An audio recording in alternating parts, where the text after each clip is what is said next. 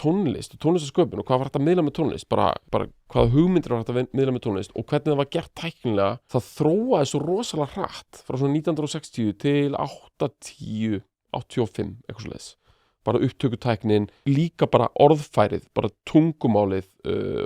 og miðlunin líka, bara plötuspilarar, síðan geislaspilarar, útvarp, MTV. Tónlistamenn fóru frá því að vera einhverjum entertainers á einhverjum klúbbum sem höfðu svona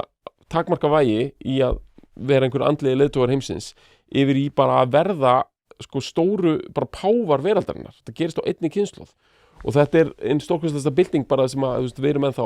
og bara fólk ennþá á lífi sem að lifði. Það þessi fræga babyboomer kynslóð sem svo entitled að því hún einhvern veginn breytti heiminum í einhverju flower power bara gegnum músík. Það var svo brjálæðast mikið hraði í þessu. Að þú heyrir lag frá 1966 þá heyrir það allt öðruvísi en lag frá 67. Það eru konar nýjar hugmyndir, önnur upptökutækni, þeir segja aðra hluti, djarfari hluti. Þú veist, það breyting frá mánuði til mánaðar á hverju einasta mánuði í næstu 20 ára tímabili. Nú ég kannski orðinn gamall skarfur sem bara svona að það hljómar alltaf eins í dag en ég þóra eiginlega fullina að til dæmis frá 2000 til 2020 þá ekki það sama upp á teningnum til dæmis hvað var þar miðlun á poptónlist, miðlun og sköpun og poptónlist. Þannig að hraðin miklu hægari eða þú veist, hraði hægari, bara það ekki lengur hraði. Það bara, þú veist, miklu meiri stöðnun. Það líka ekki þetta svona Venn-diagram sko við pólitíkina. Já, einmitt. Þetta náttúrulega einhver mesta pólitíska gerjun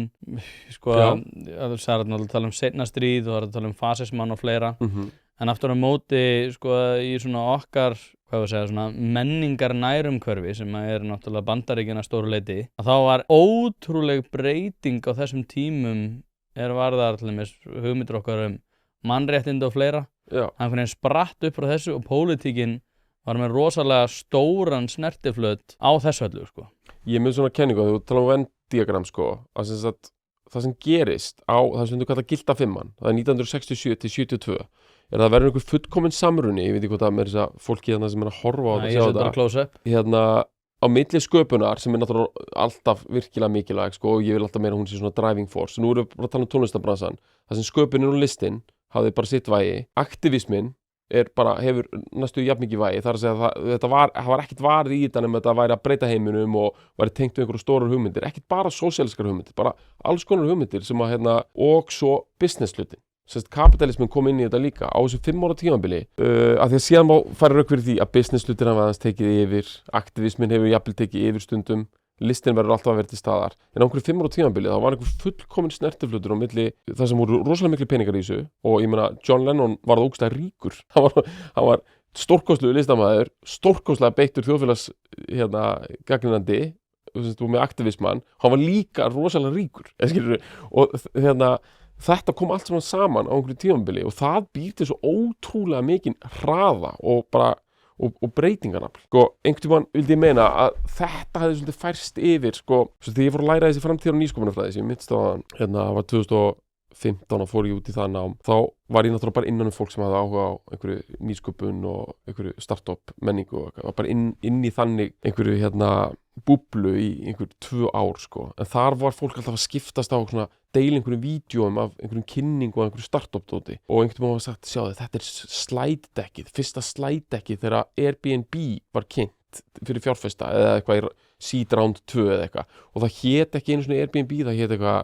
Air Bed and Breakfast eða eitthvað, hét einhverju svona og logoðu var alltaf ógeðslega ljótt og þetta voru svona einhverju gaurar, þetta er alltaf einhverju gaurar, svona einhverju San Francisco gaurar, svörtum bólum og eitthvað og þeir voru með einhverju kynningu og ég hugsaði, þetta er svona She Loves You okkar tíma, þú veist, skilur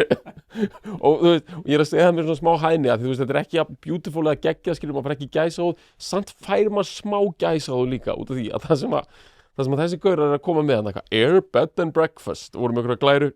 eitthvað, we have this idea of eitthvað svona að tengja saman og þú veist, þetta er svo, maður bara, wow, bara ef maður hefði bara vita þá hvað þetta ætti eftir að vera og þetta er bara 2009 eða eitthvað, ég veit ekki hvernig þetta springur út og það er hraði, það er eins og bítarnir í Ed Sullivan Show, 63, 64 segi ég, cut to 3 árum seinna og allir bara eitthvað í Indlandi, bara einhver síð skegg og bara, þú veist, eitthvað að breyta heiminum, bara hver hefði trúað því, hraðin yrði svona mikill